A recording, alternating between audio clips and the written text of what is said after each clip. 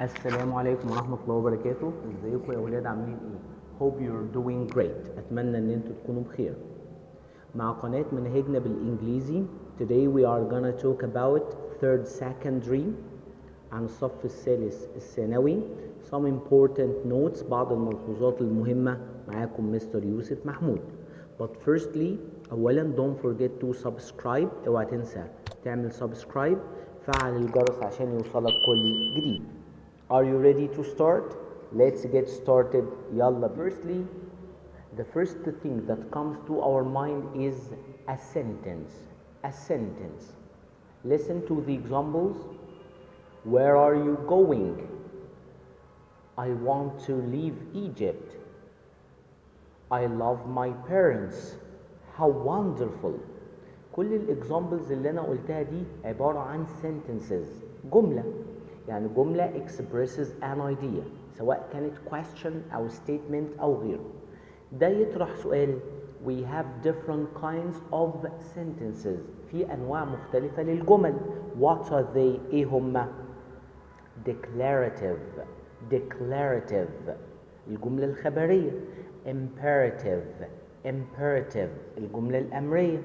Interrogative. Interrogative الجملة الاستفهامية. Exclamatory الجملة اللي هي بتاعت التعجب. ممكن instead of the declarative sentence أقول statement. Statement اللي هي جملة وبيبقى في الإند بتاعتها full stop beginning with the subject.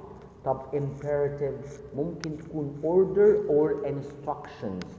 Order or instructions ودي بيبقى في الإند بتاعتها exclamation mark. Interrogative اللي هو questions بيبقى في النهاية بتاعتها question mark.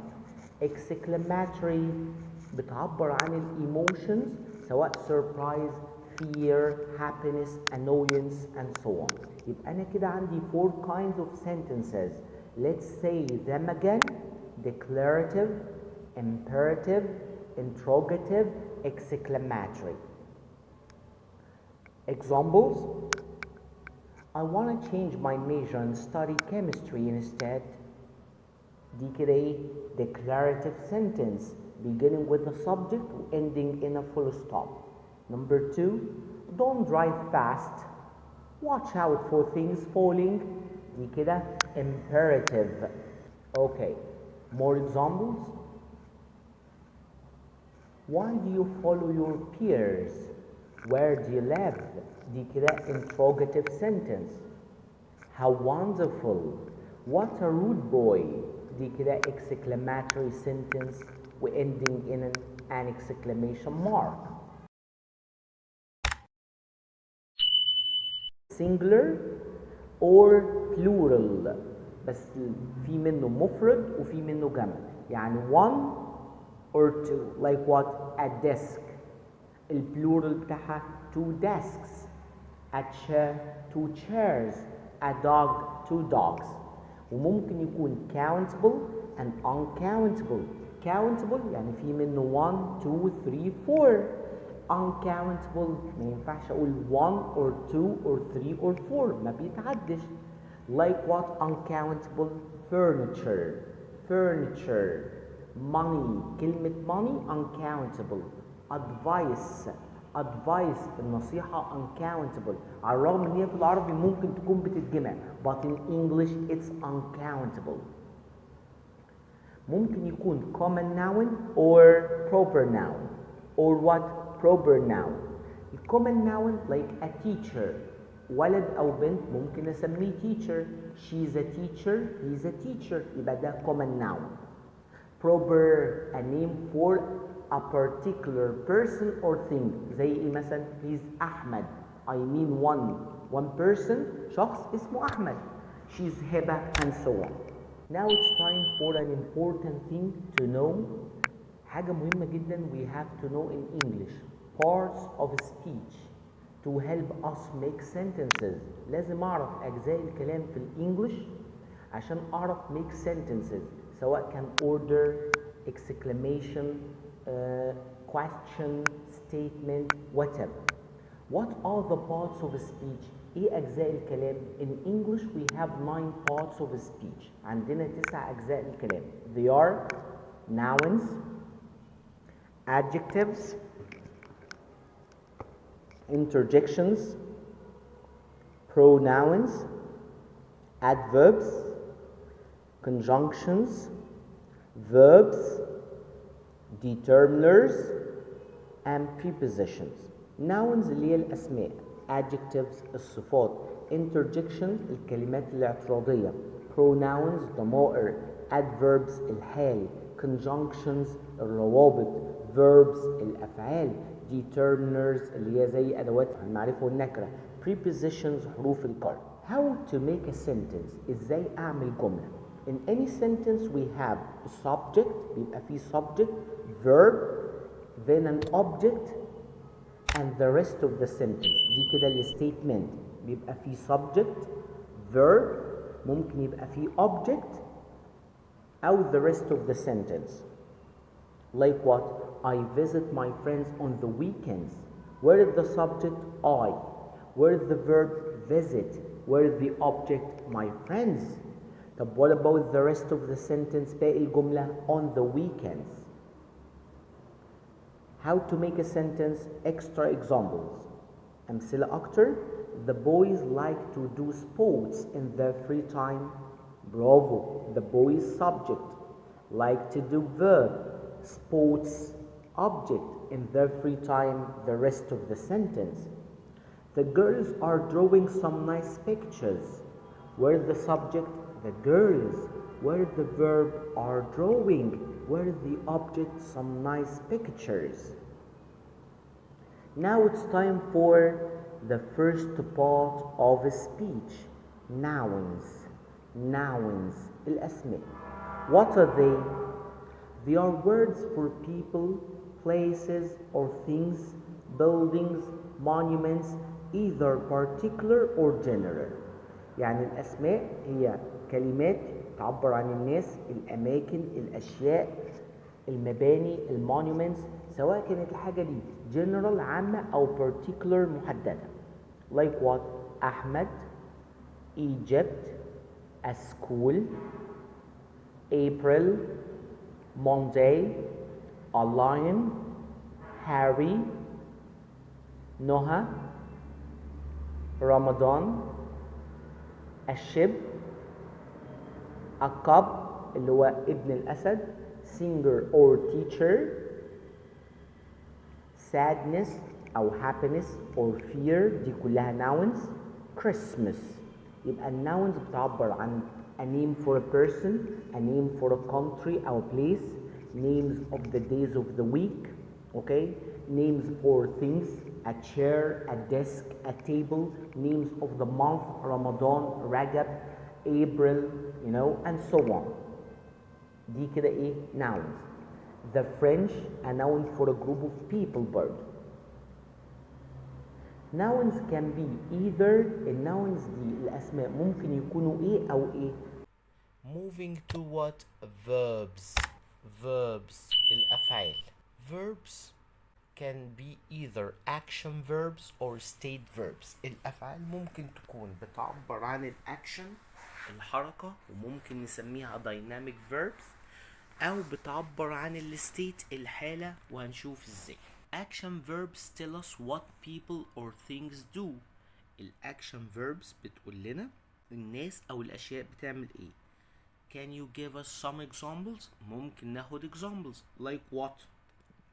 drink, swim, fall, rise, boil, eat, escort, attend, write, watch and speak. دي كلها ايه؟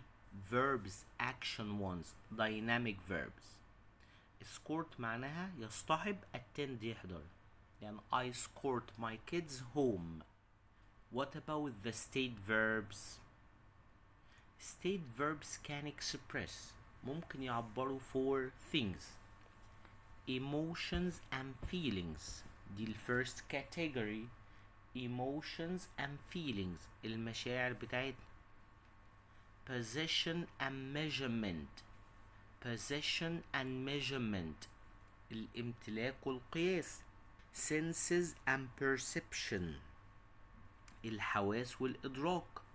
and opinions يعني أنا كده ممكن أقسم ال state verbs ل 4 categories 4 مجموعات. ال first category اللي هي related to emotions and feelings like what dislike hate love prefer wish want desire and like. طب what about the second category اللي هي position and measurement belong have measure own possess and weigh. what about the senses and perception اللي هي الحواس والإدراك appear be feel hear look see seem smell and taste. what about the last category اللي هي بتعبر عن ال opinions agree believe doubt guess imagine know mean remember suspect think understand. طب what's special about the state verbs؟ ايه الحاجة المميزة بالنسبة لل state verbs؟ we do not put them in the continuous form. يعني انا ما بستخدمش معاهم ال ing verbs like what؟ يعني ما ينفعش اقول لحد I am hating you you know. ما ينفعش تقول this car belonging to me you know. ده غلط. انا بستخدم ال state verb في ال present في ال simple tenses بس simple tenses. يعني ما بستخدمهاش مع am and isn't or wasn't were واحط لهم ing. verbs can be either ال verbs كمان ممكن يكونوا حاجة similar to Arabic مرتبطة أو مشابهة بالعربي شوية. عندنا في العربيك ال verb ممكن يكون متعدي أو لازم in English the same. عندنا transitive verbs الفعل المتعدي اللي هو it needs an object. عندنا intransitive verb الفعل اللازم اللي هو it doesn't need an object. طب transitive verbs like what؟ bring find found establish study. طب intransitive verbs like what؟ compete go swim travel dive and arrive. طب what about the intransitive verbs again؟ they don't have an object. لكن in English في حاجة special. ممكن ال verb يكون transitive و intransitive at the same time. يعني فعل متعدي وفعل لازم في نفس الوقت like what؟ drink play see and taste. يعني ممكن يجي وراهم object وممكن يجيش وراهم object. moving to the third part of speech اللي هو ايه يا ولاد؟ pronouns. ال pronouns دي اللي هي الضمائر like what؟ subject pronoun object adjective reflexive possessive. طب subject pronoun يعني هما بيجوا the first word in a sentence in a statement like what؟ I we you they he she, and it. What about the object pronoun? They come after what? After the verb. بعد الverb. لأنهم إيه؟ object. Like me, us, you, them, him, her, it. What about the adjective? Like the word my, our, your, their, his, her, and its. But the adjective, they must be followed by a noun. This is my car, our teacher, your father, and so on. Reflexive pronouns اللي هي الضمائر المنعكسة. When you study reflexive pronouns اقف قدام المراية. What can you see? Myself, ourselves, yourself, yourselves, themselves, himself, herself, or itself. ممكن أقول example: I did the homework myself. يعني without help. I myself did the homework. What about the possessive? Possessive mine, ours, yours, theirs, his, and hers. ودولت بيبقوا مكان الادجكتيف اللي هي my أو our أو your with their, his, her, and its. instead of the noun اللي بيجي وراهم كمان. يعني I can say this mobile is mine, or it's my mobile. He's our teacher, or he's ours. Still with the pronouns. Demonstrative وما تقولهاش غلط demonstrative. اسمها demonstrative اللي هي ضمائر الإشارة or أسماء الإشارة. interrogative ضمائر الاستفهام. indefinite الضمائر الغير معرفة أو غير محددة. demonstrative like what? This, that, these, and those. خد بالك كان جاي عليهم جملة في الإكزام بتاع last year. interrogative what, where, why, who, and whom. Indefinite like every, each, some, any, someone, nobody, anybody, and so on.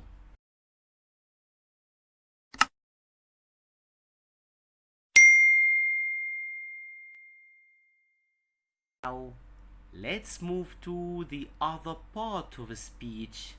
يلا بينا adjectives. وما تقولهاش adjective. No, it's an adjective. صفة. In Arabic, النعت. Where does it come in Arabic? After the noun. بعد الاسم. لكن in English it comes before the noun. Like what? Adjectives, firstly, words to describe nouns. يكونوا بيعبروا عن الsize. Like the word long, big, huge, short, spacious, واسع يعني, high, tiny. I have never seen tiny animals. Color, gray, red, orange, pink, and blue. Good you are. I have a red shirt. quality quality وما تقولهاش quality quality اللي هي نوعية الأشياء like what beautiful handsome old strange hot cold familiar good you are material material اللي هي المادة المصنوع منها الأشياء like what plastic wooden plastic cotton leather and paper I have a leather bag ممكن يكونوا بيعبروا عن ال origins يعني الحاجة دي اتعملت في أنهي country Japanese Chinese Egyptian French and Mexican I buy Chinese objects as they are cheap. طب what about the order of adjectives ترتيب الصفات تيجي بأنهي ترتيب وده a very difficult lesson ولازم تكونوا مركزين فيه in order size quality color origin and substance اللي هي الماتيريال يعني I used to live in a white stone building a white stone building هتلاقي فيه color وفيه what substance what comes first الcolor وبعدين الايه السubstance I bought a long Chinese silk robe size long origin Chinese substance silk good you are adjective endings adjective endings الادجكتيف بيبقى ليها الكلمات اللي هي adjective صفات بيبقى ليها ending like what زي ايه يا ولاد for example ممكن تلاقي some adjectives ending in full some adjectives ending in OUS others ending in Y or IC others ending in less ISH ALIBLE or IVE or LY. Let us see examples. For full, wonderful, beautiful, merciful, hopeful, powerful, meaningful. انتوا فكروا في adjectives ending in the same letters. طب what about OUS? Gorgeous, gorgeous, enormous, fabulous, dangerous, cautious, ferocious, spacious, ending in OUS. What about Y and IC? Cloudy, snowy, messy, ending in Y. طب what about the IC? Terrific, specific, heroic. انتوا برضو فكروا some adjectives ending in Y and IC. Less, hopeless, careless, speechless, powerless, merciless. طب what about the adjectives ending in ISH, ALIBLE?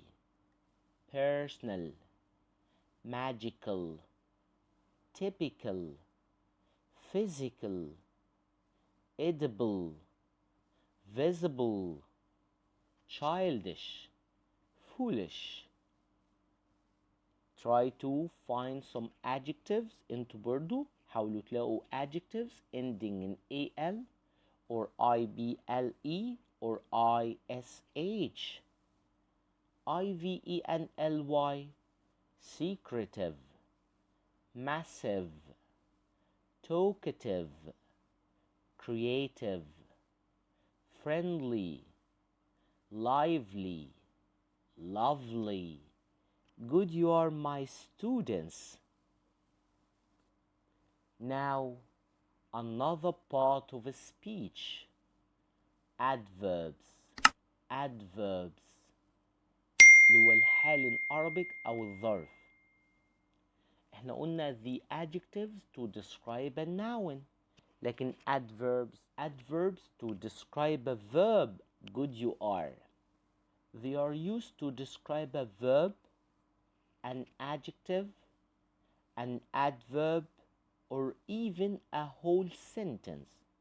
يعني انت ممكن تلاقي adverbs بتوصف الverb، adverbs بتوصف an adjective أو an adverb in itself, or even a whole sentence, and we will see. The adverbs are of different kinds. الادverbs أنواع مختلفة. في adverbs of manner, adverbs of time, adverbs of place, adverbs of frequency, and adverbs of degree. manner اللي هي الطريقة، ودي mostly بيوصفوا what verb or a whole sentence. Like what? Slowly, rapidly, happily, wrongly, correctly, nervously, angrily. Most of the adverbs of manner end in ly. Slow adjective حولناه الادverb by adding ly. Adverbs of time: today, tomorrow, yesterday, next week, now, and soon. طب adverbs of place: here, there, outside, inside, outdoors, indoors. Good, you are. Adverbs of frequency اللي هي answering the question how often or how often. Like what? Never, hardly ever, scarcely, often, sometimes, usually. What about the adverbs of degree? Luma, they come before the adjective or the adverb itself. Quite, quite, so, very, rather, a bit, a little, incredibly, extremely, and so many ones, by the way.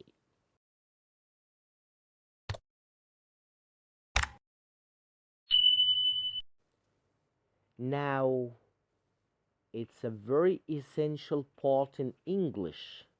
It helps us understand your words وبيساعدنا جدا نفهم اللي انت بتقوله.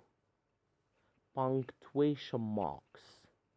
punctuation marks علامات الترقيم في الإنجليش. What are they? ايه هم علامات الترقيم في الإنجليش؟ a comma. a comma شكلها قدامك اللي هي الفاصلة. colon. colon 2 dots دول. question mark. apostrophe. dash. semicolon. hyphen. exclamation marks, and quotation marks. So in front of you we have different punctuation marks معاهم طبعا the period اللي هي the full stop، النقطة اللي احنا بنستخدمها في ال declarative sentence، comma colon question mark apostrophe dash semicolon hyphen exclamation marks and quotation marks. طب بنستخدمهم ازاي in English؟ Let's get started with the comma. جاهزين؟ يلا بينا. A comma, we use it to talk about items in a series of 3 or more words. بنستخدم الكوما عشان تفصل ما بين سلسلة من الأشياء أو مجموعة أشياء ورا بعض. زي إيه for example؟ I bought some water, bread, apples, sugar, and some bananas for my family. شوف الكومة موجودة فين. انت اشتريت water اول حاجة، bread تاني حاجة، apples وsugar some bananas. يبقى انت كده اشتريت 5 items.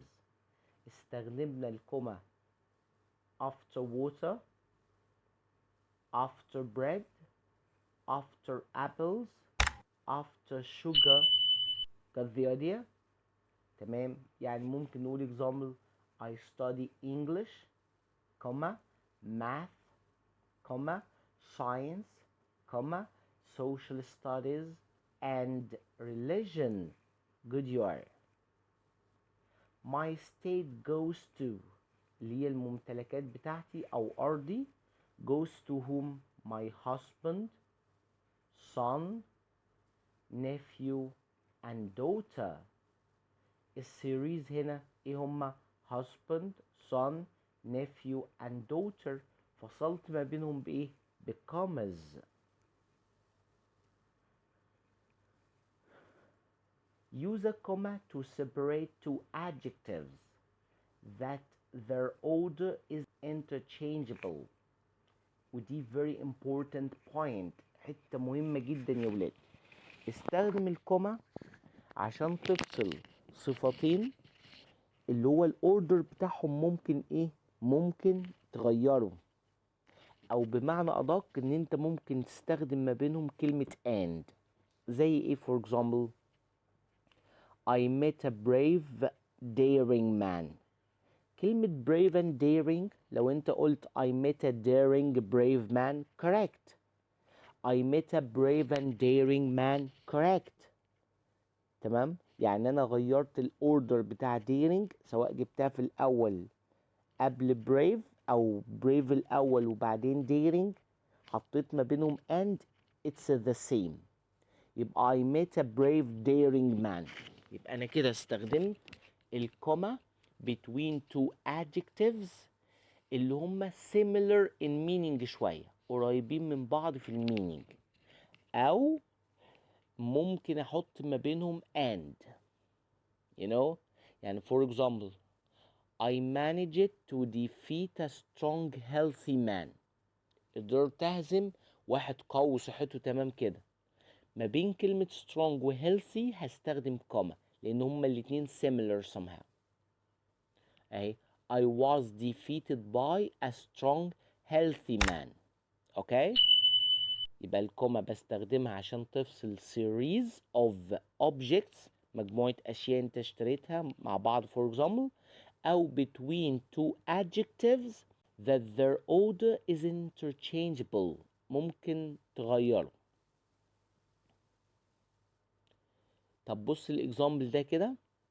We stayed in a cheap youth hostel for a week. فين الادجكتيفز هنا؟ cheap youth. هل ينفع احط كوما ما بينهم؟ لا. ليه؟ لانهم مش similar in meaning. تمام؟ مش similar in meaning، فبالتالي مش هستخدم ما بينهم ايه؟ commas. good you are يا ولاد. A comma when you start a sentence with the dependent clause use a comma after it. يعني ايه clause الاول؟ دي جملة يعني instead of saying a sentence انت ممكن تقول close. dependent clause يعني المينينج بتاعها مش complete، ودايما بيبقى فيها conjunction رابط. زي ايه مثلا؟ after I finish my homework. ها كده الجملة انتهت خلصت ولا لسه في محتاج تكمل عشان المينينج يبقى complete؟ ده بنسميها dependent clause. dependent clause. اوكي، وبالتالي لو انا هبتدي السنتنس ب dependent clause لازم يبقى في كوما before the other clause. زي ايه for example؟ if you're not sure about it. ينفع اقف بقى ولا لازم اكمل السنتنس؟ اكمل. طب السنتنس التانية before it a comma. if you're not sure about it let me know. طيب ايه كمان؟ use a comma after introductory phrases. after introductory phrases. الفريز عبارة عن مجموعة كلمات مش جملة. زي ايه؟ having arrived in town. having arrived in town. in the morning دي phrase. on my arrival دي phrase. ما هي مش جملة لأن مفيش subject ومفيش verb، فبالتالي بنسميها phrase. لو أنا ابتديت sentence with the phrase لازم after the phrase يجي comma. يبقى احنا كده قلنا four things for the comma. still with the comma. before non-defining relative clauses. يعني ايه before non-defining relative clause؟ احنا اتفقنا ان كلمة clause sentence. non-defining يعني بتدي extra information. relative اللي هي الجملة اللي beginning with who where which ضمائر الوصل يعني. اوكي، زي ايه for example؟ Jill who's my sister slammed the door shut. لما اقول جيل يبقى هي كده حد معروف ولا لا؟ معروفة بالنسبة للشخص اللي انا بتكلم معاه. طب who is my sister دي بنسميها non-defining relative clause. بتضيف extra information، فانا ممكن اشيلها واقول ايه؟ Jill slammed the door shut. يعني انا مش محتاج who is my sister، فبالتالي حطيتها between two commas. اوكي تمام. use it with what؟ appositive comma. appositive comma to describe nouns which come as a subject. My friend Joe arrived late yesterday. My friend arrived late yesterday. يبقى أنا مش محتاج أقول جو، فبالتالي استخدمت إيه؟ كوما وكوما. أوكي، دي بنسميها appositive comma to describe nouns which come as a subject. Notice the difference. يعني دي very important note. My brother Bill is here waiting for my results. طب يا مستر ما هو هنا اهي appositive يعني المفروض احط قبل بيل كوما وبعد بيل كوما. Wait, just wait. Okay. The second one, my brother Bill is here waiting for my results. ايه الفرق ما بين التو sentences؟ الفيرست one معناها I have more than one brother، عشان كده ما استخدمتش الappositive commas. طب التانية I have only one brother. اوكي تمام. A comma. Use a comma before the addressed person. يعني ايه before the addressed person؟ قبل الشخص اللي انت بتكلمه، بس لما يكون في at the end of the sentence. يعني مثلا are you following me أحمد؟ Before أحمد here use a comma لأنك you are talking to him. You are addressing him. أنت بتكلمه. Will you come to my party, dear friend? Look, before dear friend, we use the comma. لأن ده addressed person. Will you, dear friend, come to my party? The same idea. Will you, dear friend, come to my party? Use a comma with the direct speech اللي هو الكلام الكوتد، وركز في الحتة دي قوي. بص على البونكتويشن بتاعها. He said, comma, I don't care. يعني لو أنا ابتديت بالverb said, okay, or say, or says whatever, بيبقى بعدها comma. He said I don't care. He said stop after said. برافو عليكم يا ولاد. طيب بص بقى دي كده، لو he said جت في الآخر هحط الكومة فين؟ exactly here. برافو، زي ما انتم شايفين كده في آخر السنتنس اللي هي موجودة ما بين الايه؟ الكوتيشن marks، الانفيرتد كوماز، الفصلتين المقلوبين دول. stop comma he said. I don't care comma he said. ها you noticed the difference؟ برافو يا ولاد. Still with the comma. Use a comma to separate contrasting items.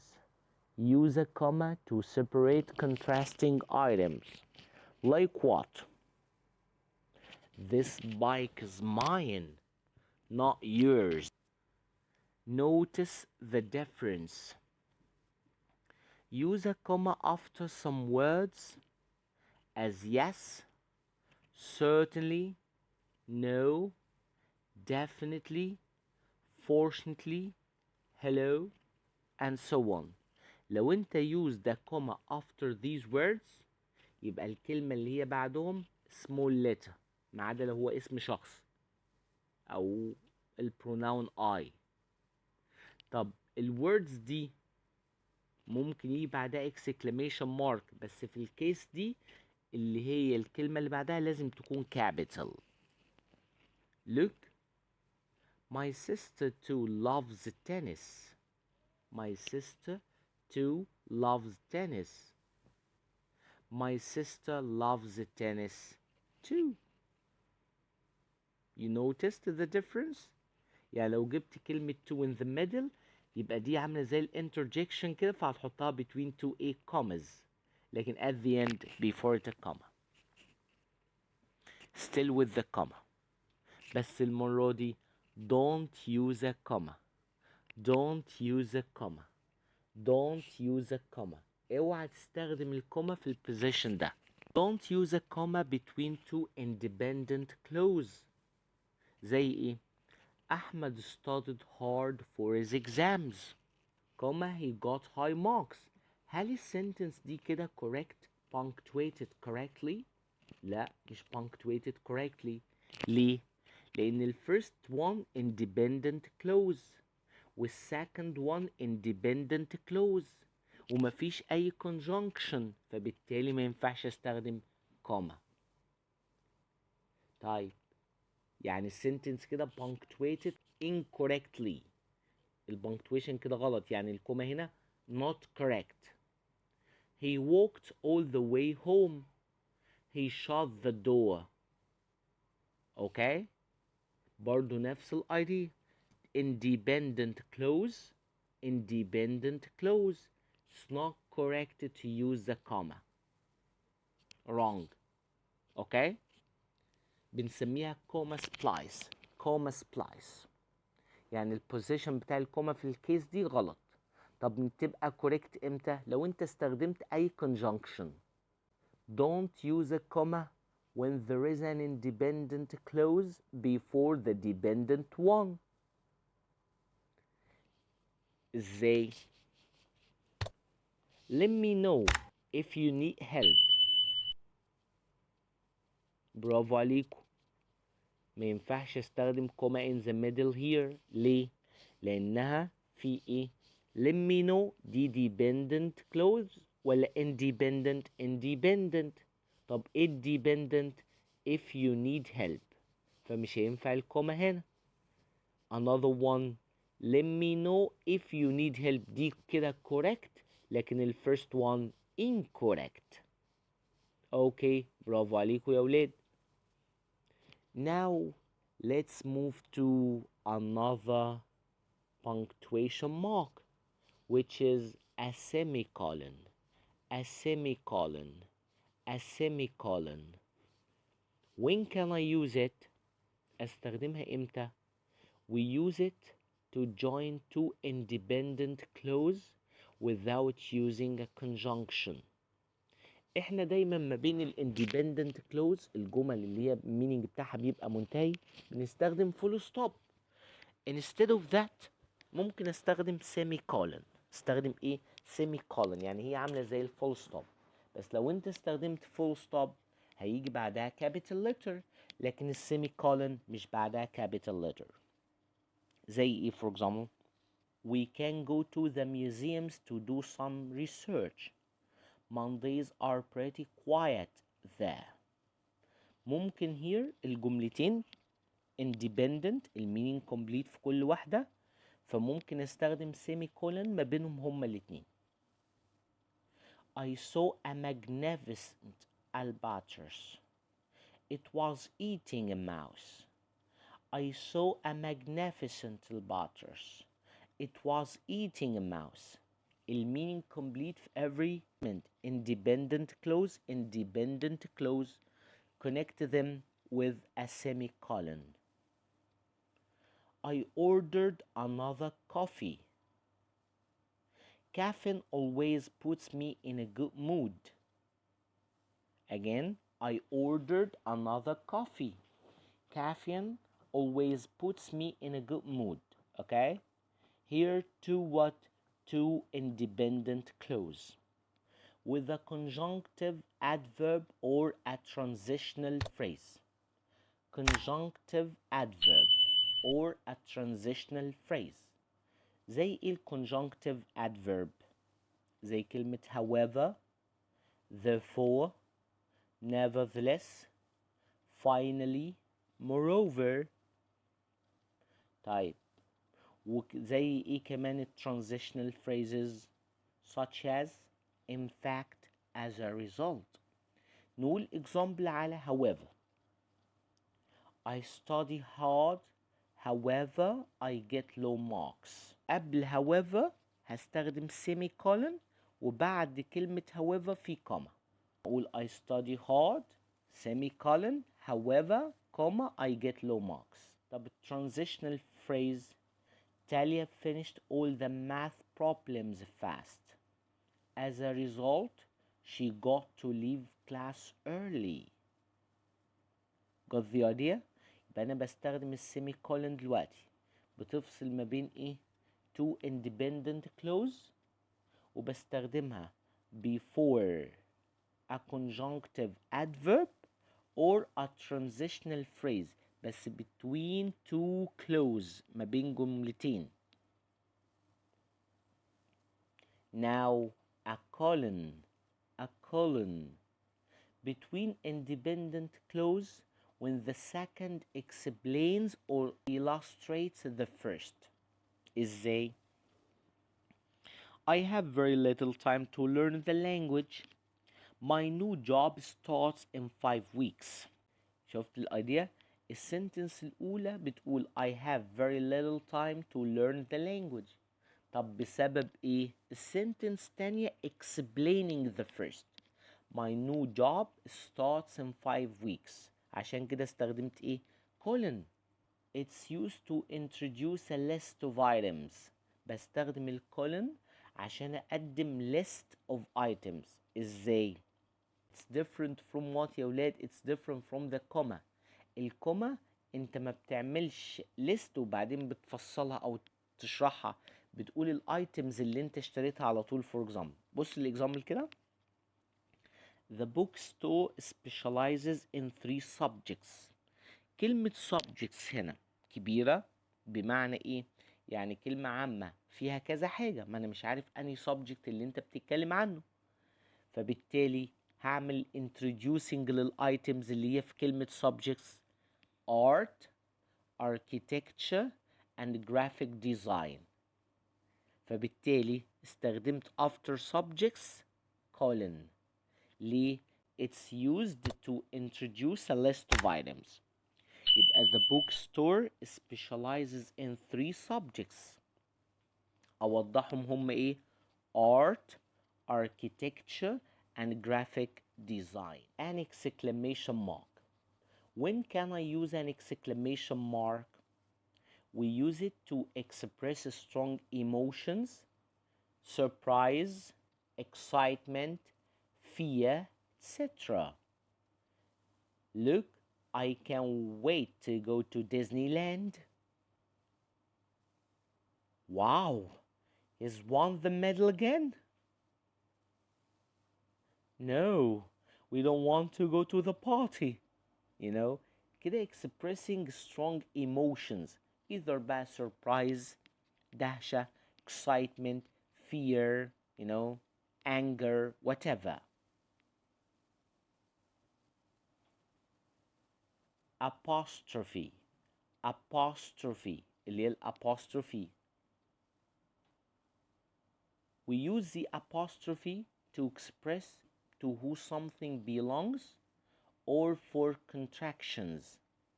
We use it to express to who something belongs or for contractions. يعني أنا بستخدم الapostrophe دي عشان تعبر عن الملكية أو بتعبر عن الكونتراكشن اللي أنا بشيل حرف وبحط الapostrophe مكانه. زي إيه for example contraction I am an English teacher.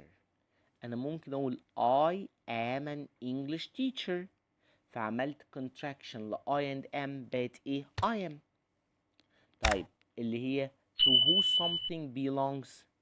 The teacher collects everyone's books at the end of the class. Everyone's يعني البوكس دي belong to everyone. This is أحمد's car. دي كده إيه possession الملكية الapostrophe s بتاع الملكية. The dog's tail is very long. نفس الidea apostrophe s for possession أو to who something belongs. This is my dad's car. I'd better go home now. اللي هي المفروض I had better go home. Instead of saying had خلينا ايه I'd better go home now. طب اللي بعدها I have met my intimate friends there. اللي هي instead of saying I have we said I have. دي كده contractions في كتير منهم especially في النيجاتيف. يعني instead of saying cannot we say can't. Instead of saying are not we say aren't, will not, won't and so on. دي كانت أهم النقط الأساسية للصف الثالث ثانوي. Very important notes. Wait for the second session. Hope you enjoyed. Goodbye. But before I leave قبل ما أمشي don't forget to subscribe وفعل زر الجرس. مع السلامة. سلام عليكم.